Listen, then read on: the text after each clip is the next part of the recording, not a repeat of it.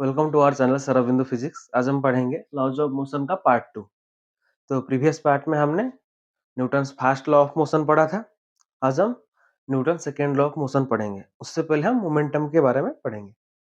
तो थोड़ा सा रिवाइज करते हैं। पहले वीडियो में हमने क्या पढ़ा है, तो न्यूटन्स फर्स्ट लॉ और लॉ ऑफ इनर्शिया ये पढ़ा था हमने। ये क्या कहता है, if a body has no force acting on it then it will remain at rest if it was at rest to begin with, or if it had a velocity to begin with it will maintain that velocity। इसका मतलब क्या है, अगर एक body के पास कोई force नहीं है, अगर स्टार्टिंग से वो रेस्ट पे है तो रेस्ट पे ही रहेगा, या फिर एक बॉडी के पास पहले ही कुछ वेलोसिटी है स्टार्टिंग से तो वो बिना कोई फोर्स के मदद के वो उसी वेलोसिटी को मेंटेन करेगा। ठीक है, शॉर्ट में बोले कि अगर नेट फोर्स जीरो है तो नेट एक्सेलरेशन जीरो, यानी कि अगर ऑब्जेक्ट रेस्ट पे था तो रेस्ट को ही कंटिन्यू करेगा, अगर मोशन पे है तो मोशन को ही कंटिन्यू करेगा इन सेम डायरेक्शन, डायरेक्शन भी चेंज नहीं करेगा। ठीक है, ये क्या है हमारा Newton's first law of motion और लॉ ऑफ इनर्शिया। देन आज हम मोमेंटम के बारे में पढ़ते हैं, फिर न्यूटन सेकेंड लॉ पढ़ेंगे।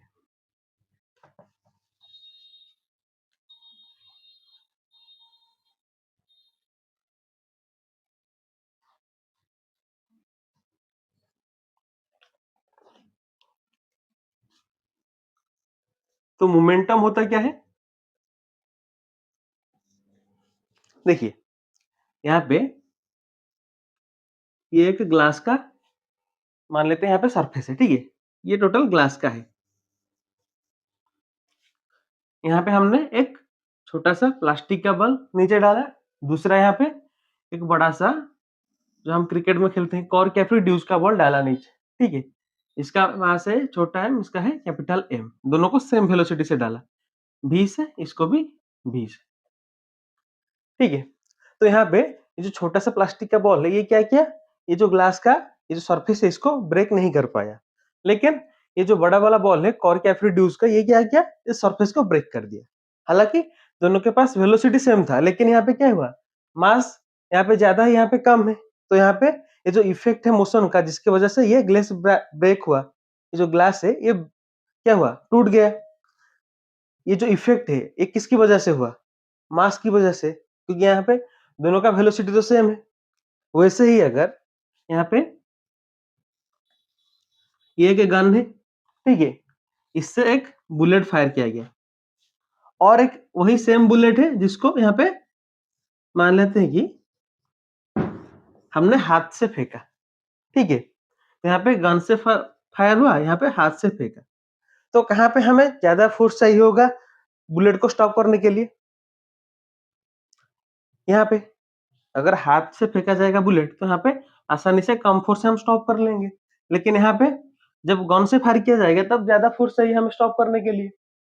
देखिए यहाँ पे क्या हुआ, बुलेट सेम है, यहाँ पे भी मास एम है, यहाँ पे भी मास एम है, लेकिन यहाँ पे चेंज क्या हुआ, यहाँ पे यू वेलोसिटी, यहाँ पे वी वेलोसिटी, यहाँ पे कम वेलोसिटी, यहाँ पे ज्यादा वेलोसिटी जब गन से फायर किया गया। तो यहाँ पे ये दोनों जो हमने ऑब्जर्वेशन लिए इससे हमको क्या पता चला कि जो मोशन का इफेक्ट है वो किसके ऊपर डिपेंड करता है, यहाँ पे मास के ऊपर डिपेंड कर रहा है, यहाँ पे वेलोसिटी के ऊपर डिपेंड कर रहा है। तो मोशन का effect both mass and velocity दोनों के ऊपर डिपेंड करता है। तो ये जो मोमेंटम है क्या है, मास वेलोसिटी का प्रोडक्ट। मोमेंटम क्या है, momentum is the product of mass into velocity. तो मोमेंटम का डेफिनेशन क्या है, momentum is defined as the quantity of motion possessed by an object। ठीक है, अगर ये एक ऑब्जेक्ट है, ठीक है, ये मोशन कर रहा है, ये ऑब्जेक्ट मतलब क्या, इसका मास, तो ये जब मोशन कर रहा है तो इसका मास मोशन कर रहा है, तो जो मोमेंटम है इसको हम और क्या बोलते हैं, मास in motion, mass in motion. इसका जो हम रिप्रेजेंट करते हैं कैसे, p से रिप्रेजेंट करते हैं, तो p इक्वल टू मास से m velocity v, p equal to mv, ये है हमारा मोमेंटम का फॉर्मूला। ठीक है, इसका यूनिट क्या है, इसका एसआई यूनिट है केजी मीटर पर सेकेंड। ठीक है, इसका डायमेंशन क्या है, एम एल टी माइनस 1, एक वेक्टर क्वांटिटी है, इसके पास मैग्नीट्यूड भी है, डायरेक्शन भी है। समझ में आ गया कि हमारा मोमेंटम क्या है। देन हम Newton second law of motion पढ़ेंगे, लिख लीजिए इसको।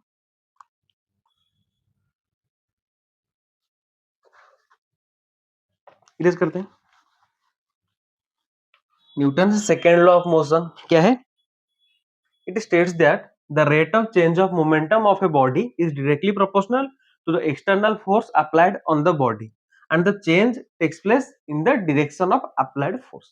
ठीक है, तो इसको हम दो पार्ट में ब्रेक करके समझते हैं। First, it states that the rate of change of momentum of a body is directly proportional to the external force।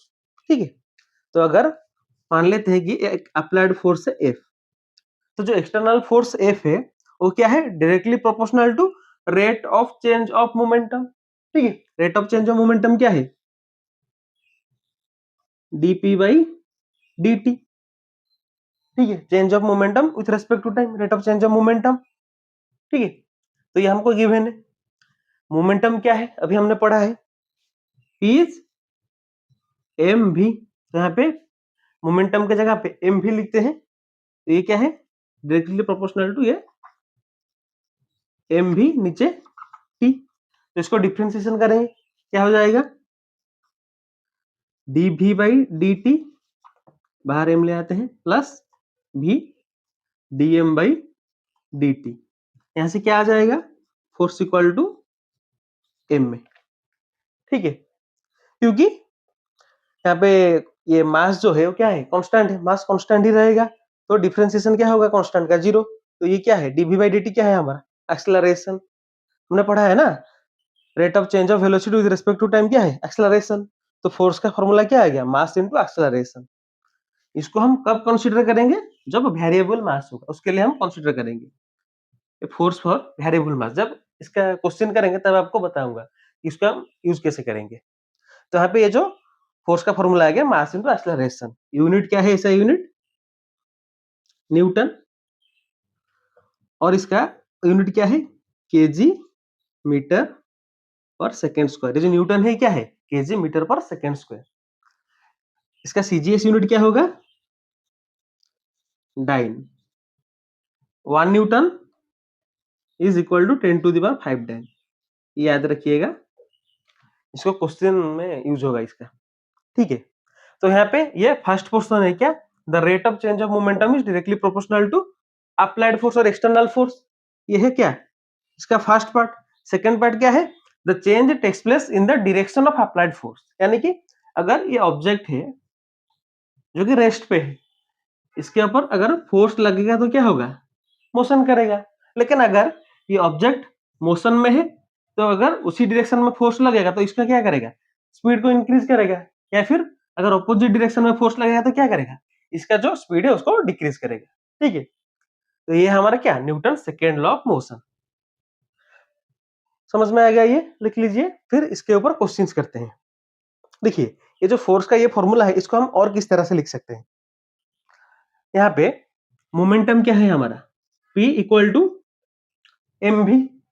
अगर ये मान लेते हैं कि इनिशियल मोमेंटम है M U, initial velocity U, तो initial momentum M U, final momentum M V. ठीक है, तो चेंज इन मोमेंटम क्या हो जाएगा, m v minus m u. Change in momentum क्या है, इम्पल्स, तो ये क्या है हमारा, इम्पल्स। तो फोर्स का फॉर्मूला क्या आ जाएगा, first force equal to rate of change of momentum with respect to time. ठीक है, और कौन सा फॉर्मूला आ जाएगा? और आ जाएगा हमारा change in momentum in given time interval, ठीक है। और कौन सा फॉर्मूला आएगा? और आएगा इम्पल्स बाय टाइम, ठीक है। और कौन सा फॉर्मूला आएगा? अगर यहां से हम m को कॉमन ले लेंगे तो क्या हो जाएगा? v माइनस यू, ये आ जाएगा m into final velocity minus initial velocity by time, एक ये फॉर्मूला आ जाएगा। और कौन सा फॉर्मूला यहाँ पे जो निकाला, क्या? मास इंटू एक्सेलरेशन, ठीक है। तो ये हो गया हमारे फोर्स के सारे फॉर्मूला, लिख लीजिए इसको। देन इसके ऊपर क्वेश्चंस करते हैं, ठीक है। तो इरेज करते हैं, फिर क्वेश्चन स्टार्ट करते हैं।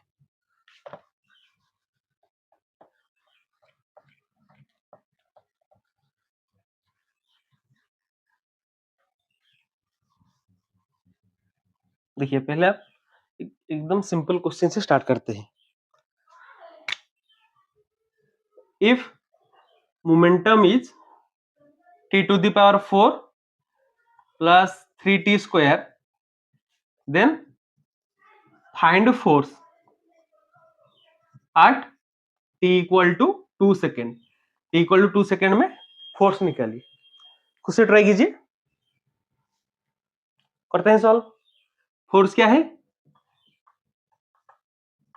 dp by dt, change of momentum with respect to time. तो यहाँ पे कितना है? t to the power 4 plus 3t square, इसको डिफरेंशिएट करते हैं, कितना जाएगा? 4t cube plus 60। ये क्या है हमारा फोर्स? कब? टी टाइम पे। पूछा क्या है? t इक्वल टू 2 सेकेंड पे। तो force at t equal to 2 second क्या हो जाएगा? 4 into 2 to the power 3 plus 6 into 2, कितना होगा? 32 प्लस 4, ये 4, कितना आ गया? 44 न्यूटन, ठीक है। क्या आ गया अपना फोर्स? लिख लीजिए इसको। एक और क्वेश्चन करते हैं।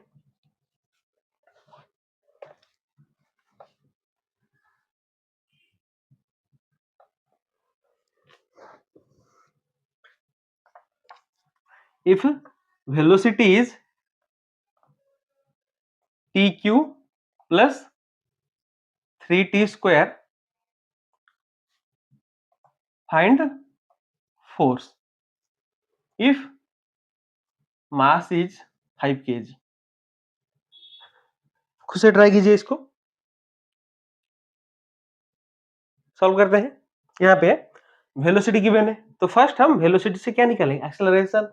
यहाँ से हम force equal to mass into acceleration, इस फॉर्मूले से फोर्स निकालेंगे। तो पहले यहाँ से एक्सेलरेशन निकालते हैं। Acceleration is dv by dt, तो क्या हो जाएगा? इसका डिफरेंशिएशन करते हैं, 3t square d by dt, कितना आ जाएगा? 3t square plus 60। कब? ये आ गया क्या हमारा एक्सेलरेशन।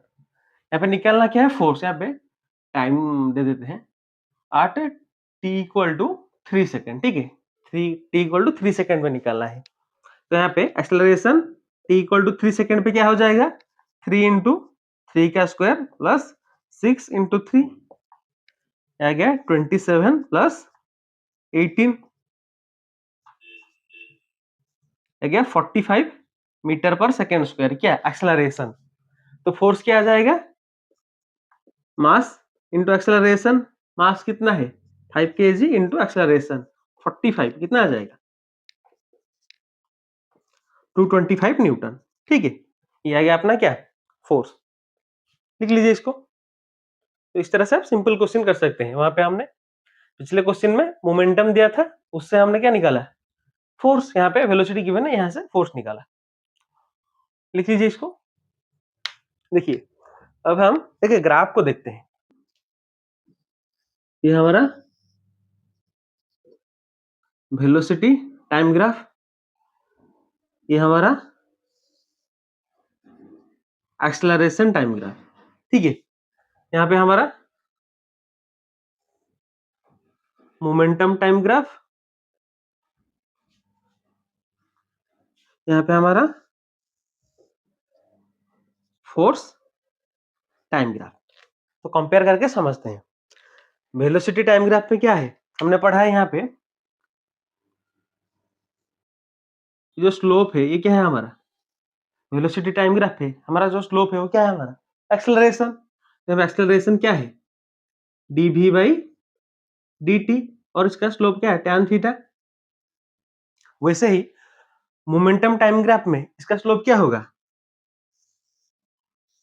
फोर्स। तो हमारा फोर्स हो जाएगा dp बाई dt और tan थीटा, ठीक है।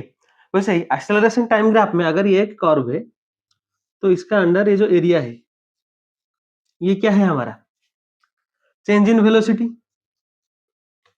ठीक है। वैसे ही अगर फोर्स टाइम ग्राफ है ये, तो यहाँ पे ये कर्व है, इसके अंदर ये जो एरिया है, तो ये क्या है हमारा, चेंज इन मोमेंटम। लिख लीजिए इसको, इसके ऊपर क्वेश्चन करते हैं, इरेज करते हैं। देखिए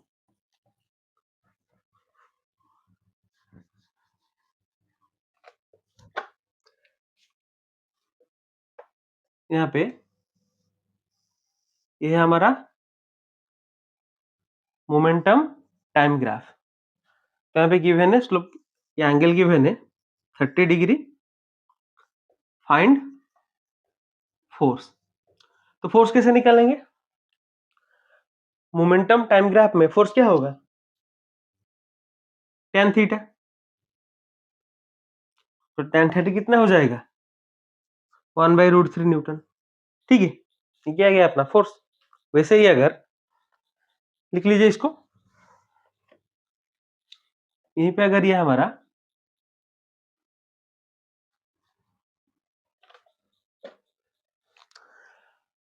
मान लेते हैं ये हमारा वेलोसिटी टाइम ग्राफ है, ठीक है। ये है 60 डिग्री, मास गिवन है 5 kg, पूछा है फोर्स। तो फिर कैसे करेंगे इसको, वेलोसिटी टाइम ग्राफ में हमारा एक्सेलरेशन आ जाएगा कितना, tan 60, tan थीटा है ना एक्सेलरेशन, तो यहाँ पे tan 60 कितना आ जाएगा, √3 मीटर पर सेकेंड स्क्वायर। तो फोर्स क्या हो जाएगा, मास इनटू एक्सेलरेशन, कितना हो जाएगा, मास कितना है 5, एक्सेलरेशन √3, तो 5√3 न्यूटन। ये आ गया अपना फोर्स। लिख लीजिए इसको,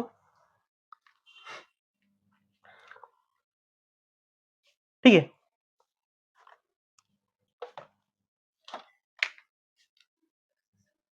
if force is t plus 3t square, then find change in momentum from t equal to 0 second to t equal to 2 second। खुद से ट्राई कीजिए इसको, कैसे करेंगे।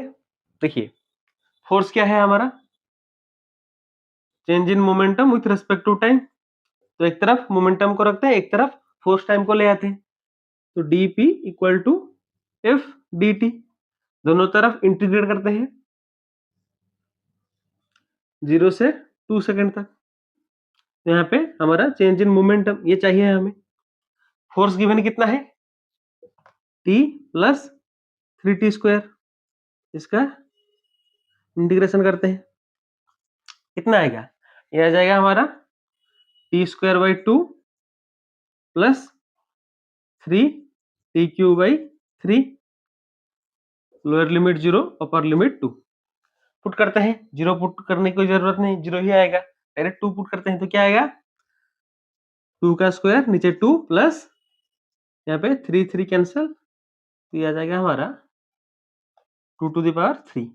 तो कितना होगा, यहाँ पे एक 2 जाएगा तो ये आएगा 2 + 8 that is 10 kg metre per second. ठीक है, ये क्या आ गया अपना चेंज इन मोमेंटम। तो अगर फोर्स गिवन है तो वहां से हम चेंज इन मोमेंटम कैसे निकालेंगे, समझ में आ गया, लिख लीजिए इसको। फिर नेक्स्ट क्वेश्चन करते हैं, ठीक है, क्लियर करते हैं। ये क्वेश्चन कीजिए, for the given momentum time graph find ratio of force on A and B. ये मोमेंटम टाइम ग्राफ गिवन है, रेशियो निकालना है force at A by force at B का, ठीक है। तो मोमेंटम टाइम ग्राफ में फोर्स क्या है, force in momentum time graph क्या है, tan थीटा, ठीक है। तो force at A by force at B, force at A कितना होगा tan 30, फोर्स एट बी यहाँ पे कितना है 45 डिग्री, तो tan 45, tan 30 1/√3, tan 45 1, तो 1/√3 आ गया, ठीक है।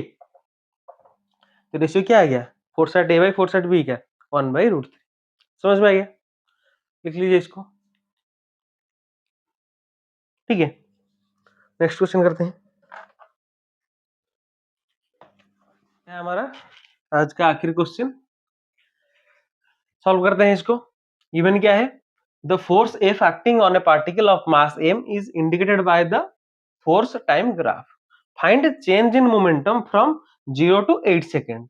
0 to 8 सेकेंड क्या निकालना है, चेंज इन मोमेंटम यानी कि डेल पी निकालना है, ठीक है। तो ये क्या है, force time graph, force time graph में चेंज इन मोमेंटम क्या होगा, area under force time graph. तो यहाँ पे हमारा, अरे केते खोले चलो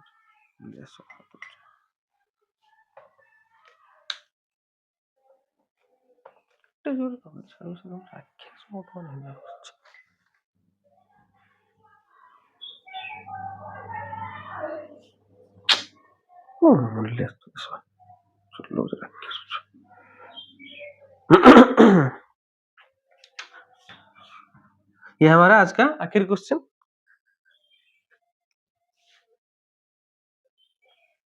ये हमारा आज का लास्ट क्वेश्चन, सॉल्व करते हैं इसको। इवन क्या है, the force F acting on a particle of mass M is indicated by the force time graph, find change in momentum from 0 to 8 second, ठीक है। तो फोर्स टाइम ग्राफ में change in momentum क्या होगा, area under F T graph, ठीक है। तो यहाँ पे हम चेंज इन मोमेंटम यानी डेल पी कैसे निकालेंगे, इसका एरिया प्लस इसका एरिया प्लस इसका एरिया। तो चेंज इन मोमेंटम क्या होगा, यहाँ पे नाम ले देते हैं, ये A B C D E F G H I, ठीक है। तो change in momentum is equal to area of triangle A B C plus area of rectangle C D E F